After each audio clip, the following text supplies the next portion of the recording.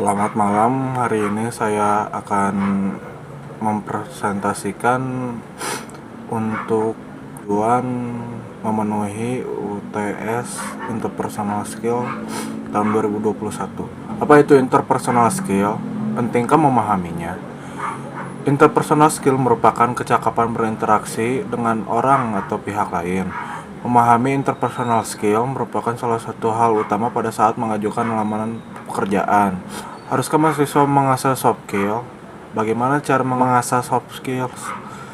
Mengembangkan diri dengan kegiatan akademik dan non-akademik. Aktif mengikuti organisasi, kemahasiswaan, dan menyeimbangkan hobi yang memacu kreativitas. Lalu ada juga mahasiswa harus mengasah soft skill agar setelah lulus tidak hanya mendapat gelar saja, melainkan harus memiliki kualitas diri yang cemerlang sehingga memiliki daya saing ketika terjun di dunia kerja atau dunia nyata.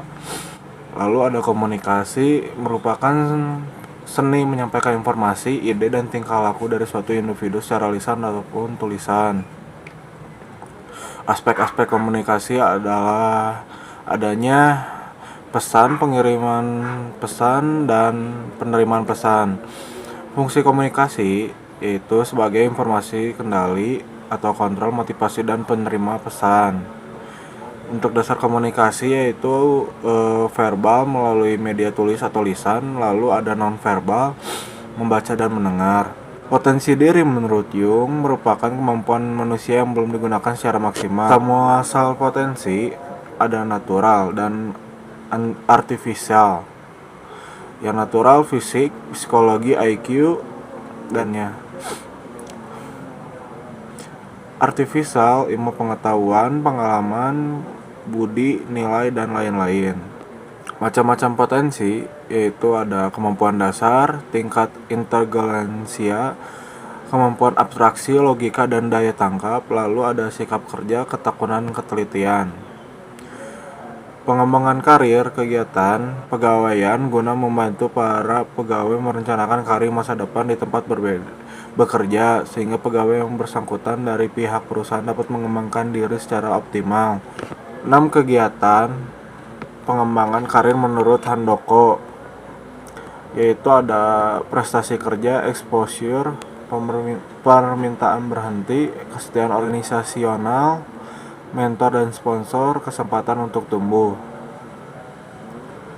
Lalu tujuan pengembangan karir menurut Tehani Handoko yaitu mendorong pertumbuhan, meningkatkan kemampuan karyawan, meningkatkan supply, pengembangan karir yang berkemampuan.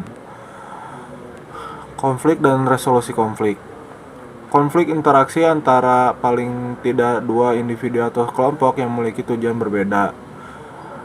Suatu situasi di mana terjadi persaingan untuk memenuhi tujuan yang tidak selaras dari kelompok-kelompok berbeda. Elemen konflik, contradiction, pertentangan. Jika ada ini pasti terjadi konflik. Lalu ada action yang berarti tindakan yang memicu pertentangan. Lalu ada aktor atau konflik akan terjadi apabila orang yang berbuat konflik atau masalah.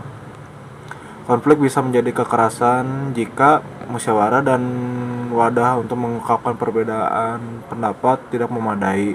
Lalu suara-suara ketidaksepakatan dan keluhan-keluhan yang terpendam tidak didengar dan dibatasi. Lalu banyak kestabilan, ketidakadilan, dan ketakutan dalam masyarakat yang lebih luas. Resolusi konflik adalah situasi sosial di mana pihak-pihak bertikai dalam konflik bersenjata dan kesepakatan sukarela bertekad untuk hidup damai dengan atau menghilangkan perbedaan mendasar mereka dan karena menghentikan penggunaan senjata terhadap satu sama lain. Lalu resolusi konflik menjadi cara untuk mengatur konflik, mungkin menjembatani tapi bukan mengakhiri dengan adanya perdamaian. Baik, terima kasih atas waktunya yang sudah menonton. Semoga kalian bisa mendapatkan pembelajaran yang baru. Mohon maaf juga bila ada salah-salah kata, dan saya ucapkan sekali lagi terima kasih dan selamat malam.